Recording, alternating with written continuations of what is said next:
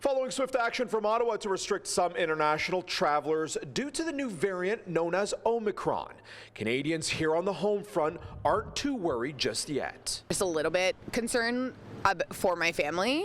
I think for me, I'm not overly concerned about myself. I'm more worried for my grandparents and, having older family, older parents. I am going to university right now, and everybody on res has to be double vaxxed, so it's a little less concerning for me. After the variant was first detected in South Africa yesterday, the federal government began restricting air travel to and from 7 African countries, halting foreign nationals who traveled there in the past 2 weeks, and require Canadians and others who have landed to test and quarantine. Despite the banning of flights, there are huge concerns that the new variant had made its way across the world. There are reported cases in places like the UK, Belgium, Israel, and Hong Kong. I'm not even sure if the travel ban is in time. It's hard to know if people may already be here.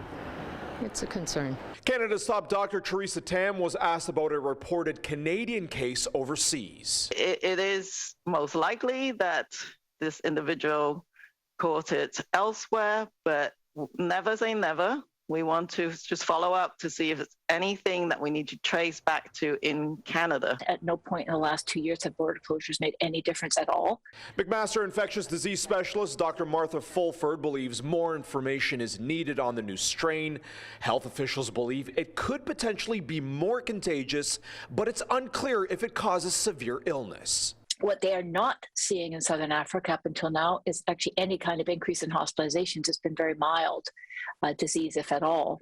And I think that this is really an important thing to look at. A more appropriate thing to do would be to actually see if we can develop a booster targeted at the new virus and not keep giving the booster that was developed for the previous iteration.